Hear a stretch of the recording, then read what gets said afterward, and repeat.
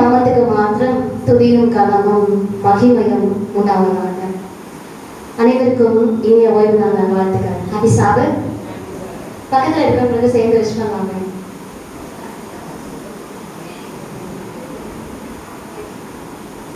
Actually இப்படி சொல்றோன்னே எல்லார் முகத்துலையும் ஒரு சின்ன சிரிப்பு வரும். அதில் கொஞ்சம் டல்லா இருப்பாங்க.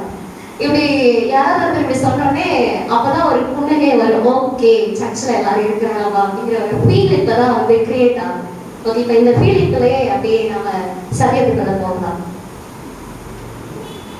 இந்த நாள்ல நான் பேச எடுத்துக்கொண்ட தலைப்பு அத்திமரம். அத்திமரம்னு கேட்டோடனே எல்லாருக்குமே இந்த செய்தி தானே, நல்லா தெரியும்ப்பா, எத்தனை தடவை கேட்டிருக்காங்க அப்படின்னு தோணும். நீங்க கேட்ட அதே சத்தியம் தான். அதுல ஒரு சில பாயிண்ட்ஸ் வந்து நான் கூட சேர்ந்து ஆட் பண்ணணும்னு நினைக்கிறேன்.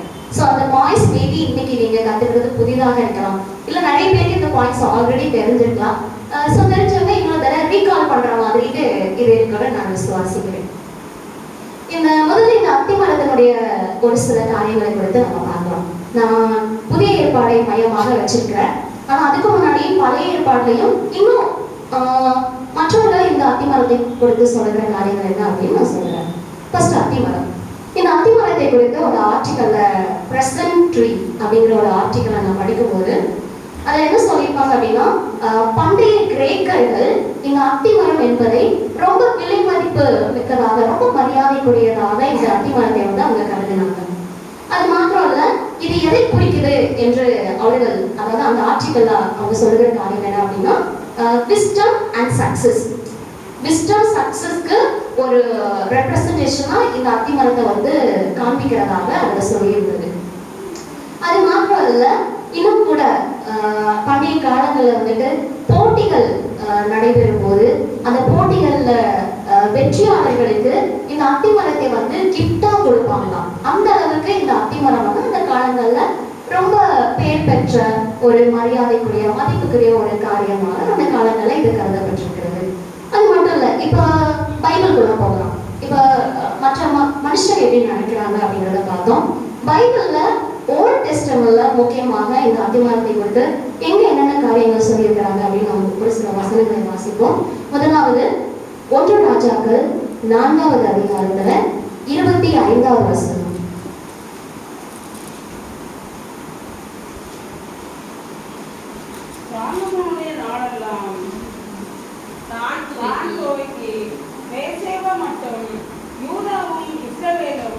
அவரவர் தங்கள் தங்கள் திராட்சை செடியின் நிழலிலும் தங்கள் தங்கள் அத்திமரத்தின் நிழலிலும் சுகமாய் குடியிருந்தார்கள்.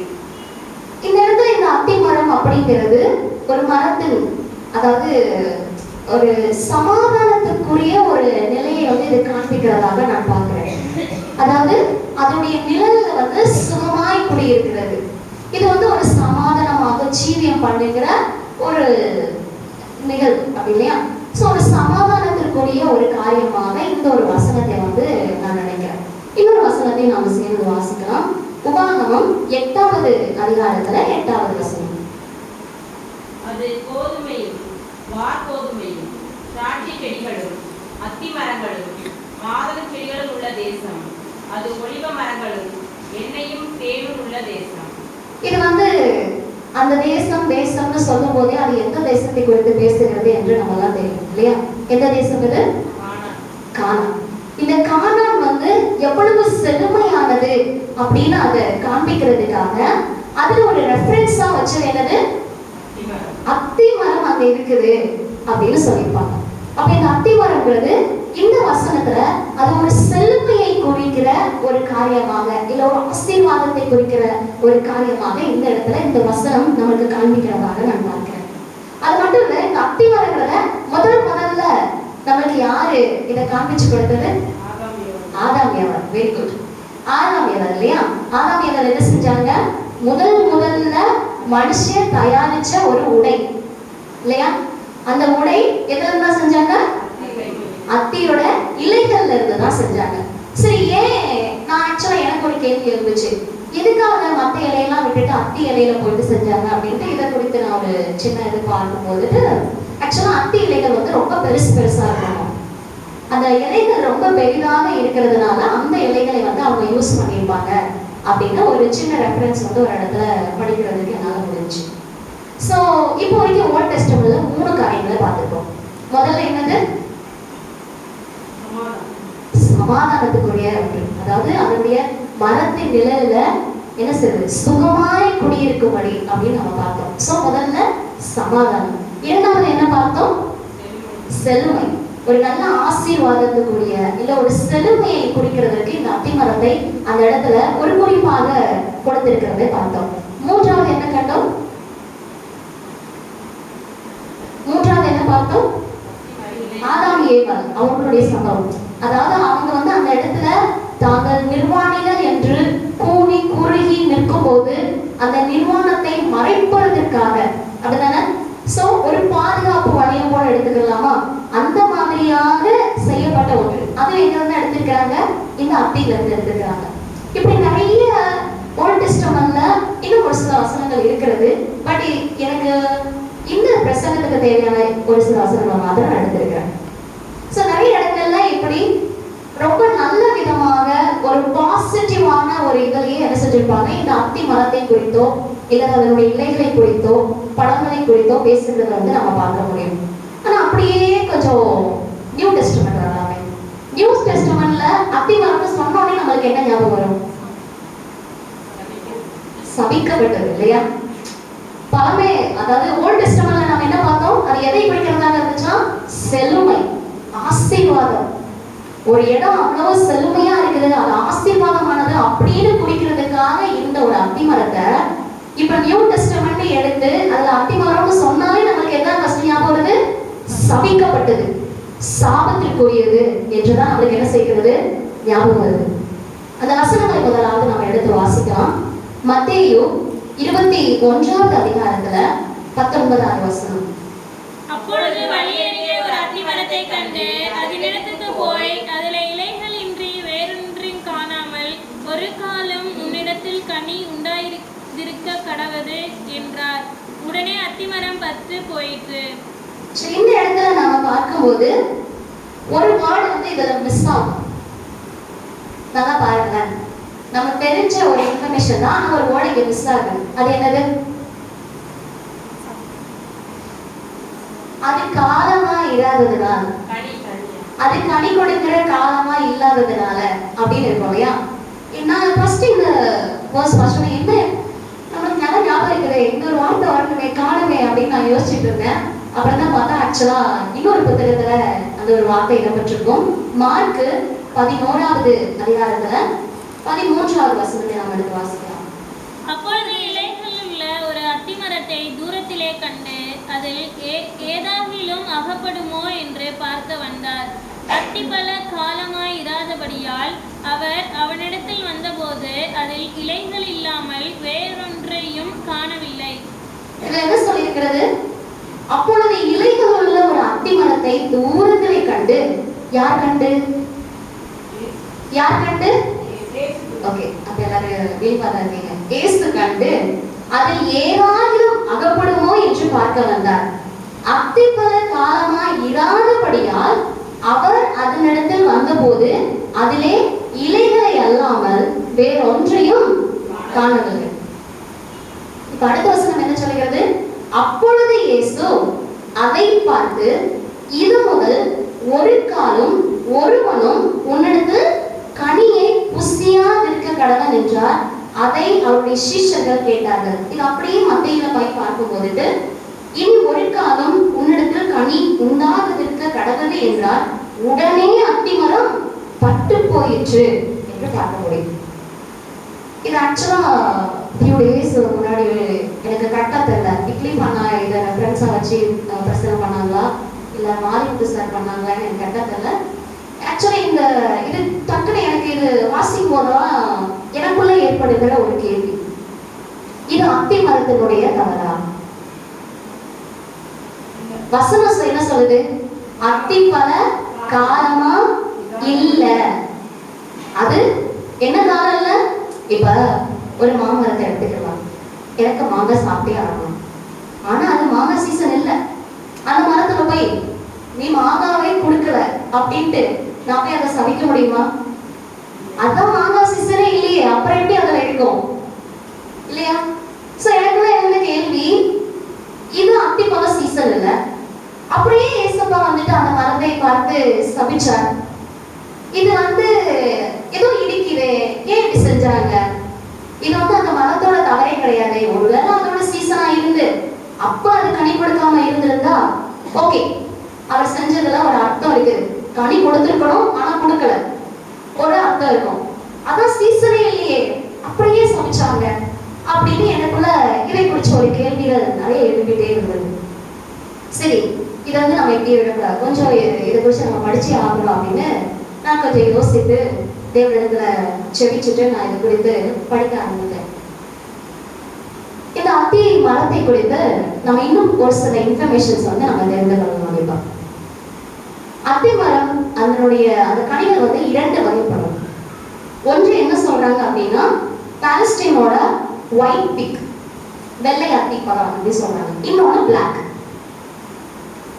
ஸோ இந்த வெள்ளை அத்தி பழம், இந்த பாலஸ்டீனுடைய வெள்ளை அத்தி பழம் வந்துட்டு நார்மலா இருக்கிற மற்ற அத்தியை விட முன்னாடியே இது வந்து பழுத்துருக்கும், முன்னாடியே காய் காய்க்க ஆரம்பிச்சது எல்லாம் செஞ்சிருக்கோம். ஒரு எக்ஸாம்பிளுக்கு எப்படி சொல்லலாம் அப்படின்னா, நம்ம வீட்டில் ஒரு மாமரம் வச்சிருக்கோம், அதுக்குன்னு ஒரு பர்டிகுலர் சீசன் இருக்குது அப்படிதானே? ஆனா அந்த சீசனை அல்லாம சில நேரத்துல முன்னாடியே கூட ஒரு என்ன செய்யும், 1-2 காய் வரும் அப்படித்தானே? அந்த மாதிரி. ஸோ 2 வகை இருக்குது. அதுல இந்த ஒயிட் அத்திப்பழம் இது வந்து என்ன செய்யுமா, அதனுடைய சீசனுக்கு முன்னாடி என்ன செய்யும், இது வந்து காய் காக்க ஆரம்பிச்சிடும். இதுக்கு ஆக்சுவலா பைபிள்லயே நம்மளுக்கு எவிடன்ஸ் இருக்குது, எடுத்து வாசிக்கலாம். மீகா 7வது அதிகாரத்துல 1வது வசனம்.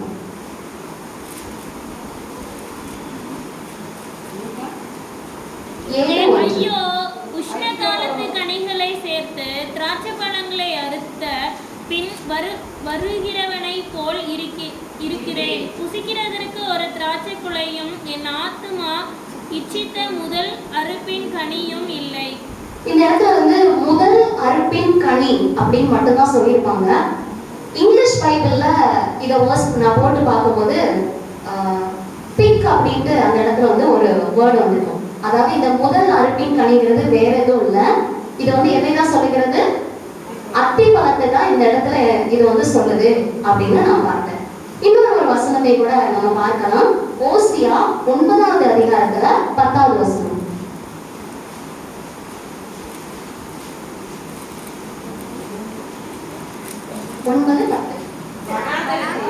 திராட்சை குலைகளை கண்டுபிடிப்பது போல இஸ்ரவேலை கண்டுபிடித்தேன். அத்தி மரத்தில் முதல் தரம் பழுத்த கனிகளை போல உங்கள் பிதாக்களை கண்டுபிடித்தேன். போதும். இங்க என்ன கொடுத்திருக்காங்க, அத்தி மரத்தில் முதல் தரம் பழுத்த. சோ இதை என்ன செய்வாங்க, இதை எப்படி சொல்லுவாங்க அப்படின்னா முதல் தரம் பழுக்கிறது, இல்ல ஃபர்ஸ்ட் ரைப்பன், ஃபர்ஸ்ட் ஃப்ரூட் அப்படின்னு இந்த ஃப்ரூட் வந்து சொல்லுவாங்க. முதல் கனி, முதல் தரம் பழுக்கிறது அப்படிங்கிற மாதிரி இந்த கனியை சொல்லுகிறது ஒரு வழக்கமாக இருக்கிறது. சரி, ஏன் இதை வந்து இந்த இடத்துல நான் சொல்லிட்டு இருக்கேன் அப்படின்னா ஒரு காரணம் இருக்கிறது. இந்த அத்தி எப்ப ஆக்சுவலா இந்த நார்மலா இல்லாம இந்த அத்தி வந்து எப்ப காய் காக்கும் அப்படின்னு பார்த்தா கிட்டத்தட்ட ஏப்ரலோட ஸ்டார்டிங்ல, ஏப்ரலோட ஏர்லி பீரியட்ல இது வந்து காய் காக்க ஆரம்பிக்கும் அப்படின்னு சொல்றாங்க. இதே மற்ற இது அப்படின்னா அது வந்து ஜூன்ல இருந்து ஆகஸ்ட் இந்த மாதிரி டைம்ல அதை வந்து காய் காய்ச்சி அதை வந்து அறுவடை செய்வாங்க அப்படின்னு படிச்சுட்டேன். ஸோ இது வந்து ஏப்ரல் தொடக்கத்துல இது வந்து வந்துருமா. ஏன் இந்த ஒரு ரெஃபரன்ஸையும் சொல்றேன் அப்படின்னா, ஏசு கிறிஸ்து எப்போ அந்த ஒரு அத்தி மரத்தை பார்த்து அவர் சபித்தாரோ அது எந்த ஒரு டைமாக இருந்துச்சு அப்படின்னா கிட்டத்தட்ட ஏப்ரல் தொடக்கம், ஏப்ரலுடைய தொடக்க நிலை தான் அந்த ட்ரீயை வந்து கர்ஸ் பண்ண டைமிங். இது எப்படி நான் அக்யூரேட்டா சொல்றேன் அப்படின்னா, அது வந்து ஆக்சுவலா கொஞ்ச நாள் அதுக்கு அடுத்து பாஸ் ஓவர் வரும், அதாவது பஸ்கா பண்டிகை. இந்த பஸ்கா பண்டிகைக்கு முன்னாடி நடக்கிற சம்பவம் தான் இந்த ஒரு அத்தி மரத்தை சபிக்கிற ஒரு சம்பவம் நிகழும். ஸோ இது கிட்டத்தட்ட ஏப்ரல் தொடக்கத்துல பாஸ்கோருக்கு கொஞ்சம் முன்னாடி நடக்கிற ஒரு காரியம். இது என்ன எப்பதான் அவன் நடந்துக்குது, ஏப்ரல் ஸ்டார்டிங்ல. இந்த முதல் தரம் பழுக்கிற இல்ல காய்க்கிற இந்த கனி எப்ப காய்க்கணும் நான் சொன்னேன்? ஏப்ரல் ஸ்டார்டிங்ல. எல்லாம் கவனிக்கிறீங்களா? இந்த கனி முதல்ல எப்ப காய்க்க ஆரம்பிக்கணும் சொன்னேன்? ஏப்ரல் ஸ்டார்டிங்ல. பாஸ் ஓவர் எப்ப தொடங்குது? ஆல்மோஸ்ட் ஏப்ரல் ஸ்டார்டிங்ல இருந்தது, அதுவும் இதாகுது. அப்போ ரெண்டும் ஒரே மாதிரியான டைமிங் தான். இப்ப இயேசு வந்து இந்த ட்ரீ கிட்ட வந்தாங்க இல்லையா, இதுக்கு ஒரு ரெஃபரன்ஸ் இதை நான் எங்க இருந்து எடுத்துக்கேன் அப்படின்னா, டிசைர் ஆஃப் ஏஜஸ் யுகங்களின் வாஞ்சையில இருந்து 581வது பக்கத்துல எதற்காக இயேசு கிறிஸ்து அந்த ட்ரீ வந்து கர்ஸ் பண்ணாங்க, சபிச்சாங்க அப்படிங்கிறதுக்கு எலெக்ட்ரிவேட் அம்மையார் ஒரு அழகான ஒரு அர்த்தத்தை வந்து நமக்கு கொடுத்திருப்பாங்க. அதுல இருந்து ஒரு சில வரிகளை நான் உங்களுக்கு வாசிக்கிறேன்.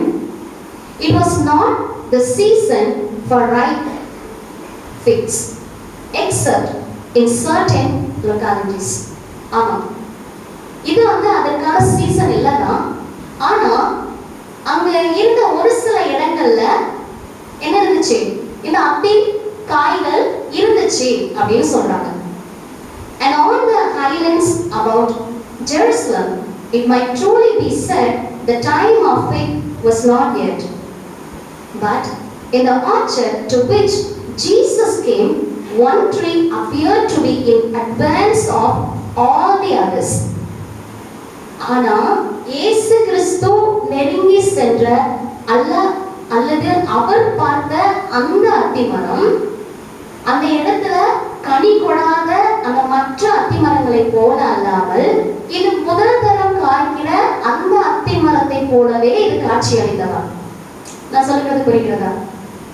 இந்த அத்திமரம் அந்த காய் காய்க்காத மற்ற அத்திமரங்களை போல அல்ல, முதல் தரம் கனி கொடுக்கிற அந்த அத்திமரம் போலவே என்ன செய்ததாம்? இது காட்சி அளித்ததாம். இதோட அப்பியரன்ஸ், அதோடைய வெளி தோற்றம் எப்படி இருந்துச்சு அப்படிங்கிறதுக்கு இன்னும் அவங்க விளக்கமா சொல்லுவாங்க. It is the nature of the fig tree that before the leaves open, the growing fruit appears. இந்த அத்தி அப்படிங்கிறதுக்கு மட்டும் ஒரு தனியான ஒரு ஸ்பெஷாலிட்டி இருக்குது. அது என்ன செய்யும் அப்படின்னா, இலைகள் புதிதாக அதுல நல்லா செழித்து ஓங்குகிறதுக்கு முன்னாடியே அதனுடைய காய்கள் எல்லாம் பிரான்ச்சஸ்ல வந்து வளர ஆரம்பிச்சிடுவோம். ஓகேவா? சோ இலைகள் நல்லா செழித்து பெருசா வளரும் போது கிட்டத்தட்ட காய்கள் எல்லாம் பெருசாகி பழுக்க தொடங்கிடும் அப்படின்னு சொல்றாங்க. அதுதான் இதுல இருக்கிற ஒரு ரெஃபரன்ஸ். சோ அடுத்து அவங்க என்ன சொல்றாங்க? Therefore this tree in full leaf gave promise of well developed fruit. அப்போ நிறைய இலைகளோட ரொம்ப செழித்து அந்த இடத்துல காணப்பட்ட அந்த ஒரு ட்ரீ, அந்த ஒரு அத்திமரம் பார்வையாளர்களுக்கு என்னிடத்துல நல்ல கனிகள் இருக்கிறது அப்படின்னு ஒரு மறைமுகமான ஒரு நம்பிக்கையை கொடுக்கிற அளவுக்கு அந்த ட்ரீ இருந்துச்சு. இப்ப புரிகிறதா ஏன் இயேசு கிறிஸ்துவை நோக்கி போனார் என்று? அது அத்திமர சீசன் இல்லைன்னு இயேசுவுக்கும் தெரியும். ஆனாலும் ஏன் போனார் அப்படின்னா, அது ஒருவேளை அந்த முதல் தரம் காய்க்கிற அந்த மரமாக இருக்குமோ? ஏனென்றால் அதனுடைய இலைகள் என்ன செஞ்சிருக்குது? நல்லா செழித்து ஓங்கி வளர்ந்து இருக்கிறது. அப்ப இதுல என்ன செஞ்சிருக்கோம்? கண்டிப்பா கனிகள் இருக்கும் அப்படின்னு அங்க போனார். அந்த இடத்துல சீசன் இல்ல அப்படின்னு சொல்றாங்கன்னா அது மற்ற மரங்களுக்கு சொல்றாங்க, அது எல்லா மரங்களுக்கும் அந்த ஒரு வேர்டு வந்து வராது. அப்ப இந்த ஒரு காரணம் தான் இயேசு கிறிஸ்து அந்த ஒரு மரத்தை அண்டி அவர் போனதுக்கு காரணம். இப்ப கிட்ட போனாரு, ஆனா அந்த மரத்துல இருந்து அவருக்கு கனிகள் கிடைத்ததா? இல்ல. நல்ல என்னோடத்துல கனிகள் இருக்குது அப்படின்னு ஒரு நம்பிக்கையை கொடுக்கிற அளவுக்கு அந்த மரத்தினுடைய வெளித்தோற்றம் இருந்துச்சு இல்லையா? ஆனா மரத்துக்கு பக்கத்துல போனப்போ, மரத்தை நோக்கி பார்த்தப்போ, அதனுடைய வெளித்தோற்றத்திற்கும் அது தன்னிடத்துல கொண்டிருக்கிறதுக்கும் எந்த ஒரு அர்த்தங்களும் இல்லாதது போலதான் அங்க இருந்துச்சு. அப்படியாகத்தான் அது கிட்ட சென்றப்போ அதனுடைய காட்சி வேறு மாதிரியாக இருந்தது. தூரம் இருக்கும்போது ஒரு விதமான காட்சியாகவும், கிட்ட இருக்கும்போது வேறு விதமான ஒரு காட்சியாகவும் அந்த மரம் பிரதிபலித்தது. அதனால்தான் தேவன் என்ன செய்தார்? அதை சபித்தார். இனி ஒரு காலம் ஒருவனும் உன்னிடத்துல கனி எடுத்து புசிக்கவே வேணாம். ஏன்னா நீ ஏமாத்துற, நீ என்ன செய்யற, வஞ்சிக்கிற என்று சொல்லிதான் தேவன் என்ன செய்தார், அந்த இடத்துல அந்த அத்தி மரத்தை அவர் சபித்தார். சரி, இதுல இருந்து மாரல் லெசன் வந்து நம்ம எல்லாருக்கும் ரொம்ப நல்லா தெரிஞ்சதுதான். எப்பவுமே நம்மளிடத்துல ஒரு கனி இருக்கணும், நம்ம கனி கொடுக்கணும் அப்படிங்கிறதுக்கு உதாரணமாகவே இந்த ஒரு சம்பவத்தை தான் நம்மளுக்கு எடுத்து சொல்லுவாங்க இல்லையா? நானும் இப்பொழுது அதே தான் சொல்ல போறேன். நான் கிறிஸ்தவன் என்று சொல்லுகிறேன். ஒரு வாரமும் நான் ஆலயத்திற்கு வரலாம், என்னுடைய காணிக்கைகளை மனமுகந்து எல்லாரும் முன்னாடியும் நான் கம்பீரமாக நடந்து போய் நான் கொடுக்கலாம். மற்றவர்கள் மத்தியில நான் பெரிய கிறிஸ்தவன் என்று நான் ஒருவேளை என்னை காட்டிக் கொள்ளலாம். ஆனால் என்னிடத்துல கிட்டி சேரும் போதும் அதே மாதிரியான பிரதிபலிப்பு என்னிடத்துல இருக்கிறதா?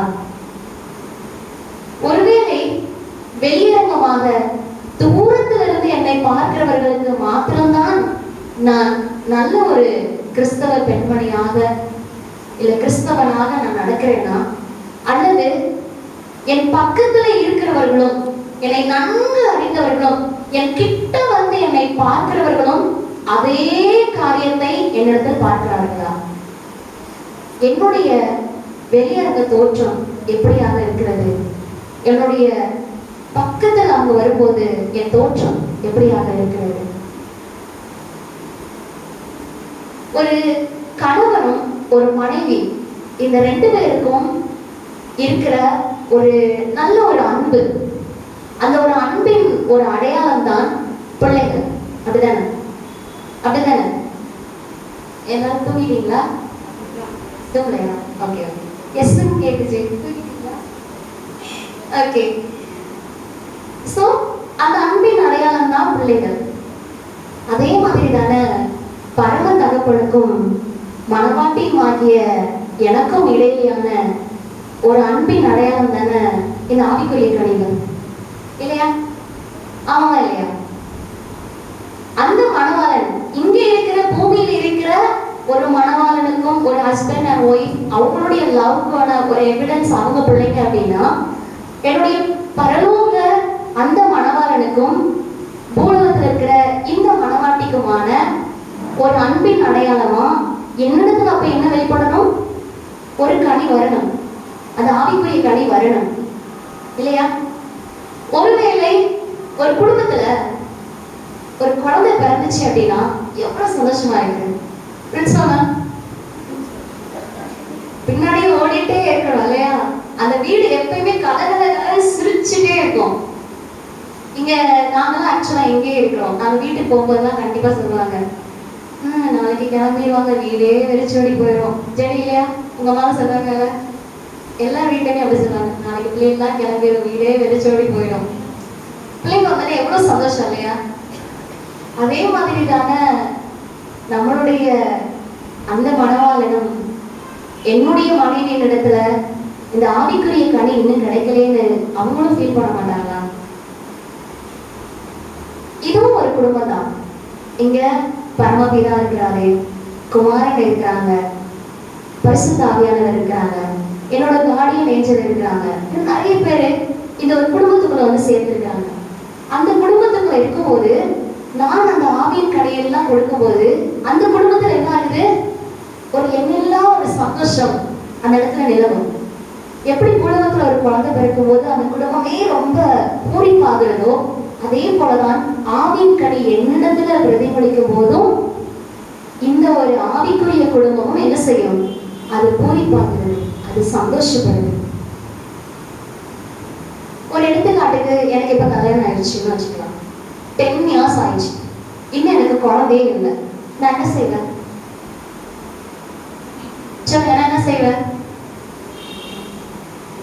சொல்லுங்க? எல்லாம் பெரியவங்க, நானும் சின்ன பிள்ளை, நீங்க தான் சொல்றேன். எனக்கு நான் என்ன செய்யணும்? அவனோட வேண்டணும். வேற வேற என்ன செய்வேன்? நான் என்னென்ன செய்யணும் சொல்லுங்க? அதுக்கு தக்க மெடிசன்ஸ் எல்லாம் எடுக்கணும்னு சொன்னாங்க. வேற என்ன செய்யணும்? பரவாயில்ல, ரெஃபரன்ஸ் தானே கேட்கிறேன், உங்களெல்லாம் செய்ய சொல்ல, எனக்கு தான் சொல்லுங்கன்னு சொல்றேன்.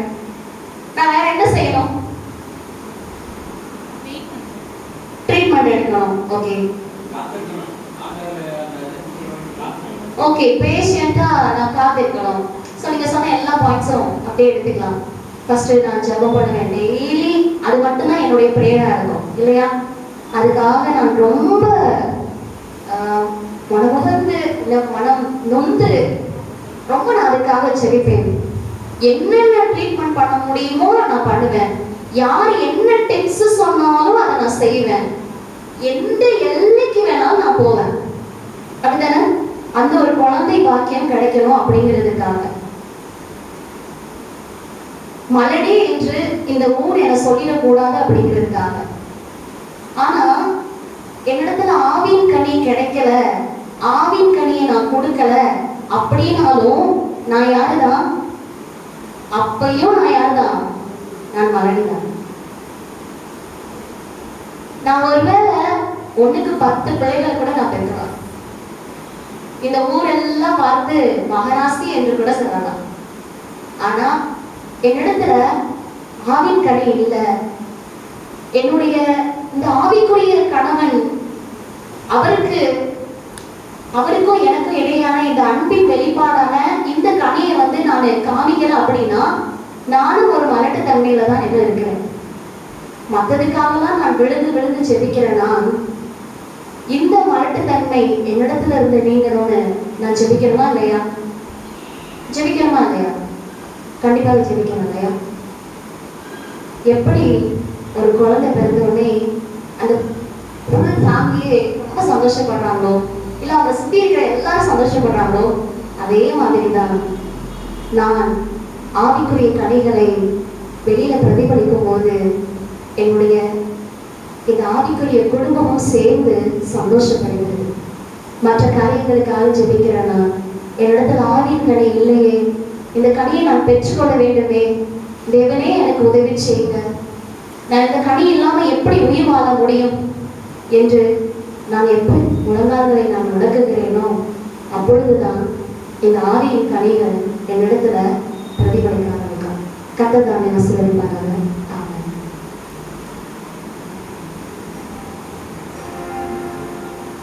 அருமையான செய்தியை நம்மோடு பார்த்துக்கொண்டு மகளிர் தேவனா ஆசீர்வதிப்பார்கள். அவங்க அத்திபார்த்து சொல்லும்போது எங்கள் ஸ்கூல் ஞாபகம் வச்சு எங்கள் அனெக்ஸ் கேம்பஸில் அத்திபாரம் அது எப்பவுமே காய் இருக்கும். காய் இல்லாமல் நீங்கள் பார்க்கவே முடியாது. நான் 1.5 வருஷம் ஆகுது. 1.5 வருஷம் அது கீழே வேர்லேருந்து மேலே காய் இருக்கும். எப்பவும் அதை செய்யும், அதை பலனை கொடுத்துக்கிட்டே இருக்கும். நாம தேவனுக்குள் எப்பொழுதும் கனி கொடுக்கக்கூடிய பிள்ளைகளாக இருக்கும். நம்மளால முடியாது, நம்ம தேவனுக்கு நாம் செய்வதற்காக பலனை கேட்போம். நம்ம தாழ்த்தி தேவனை பாதத்தை ஒப்படைக்கப்பட்டவர் நாம் யார் எழுந்து நின்று 274 கீழத்தை பாடுவோம். பாடல் 274. நான் என் சொந்தமல்ல இயேசுவே என்ற பாடலை நாம் யாரும் அருமையான செய்தியை கொடுத்த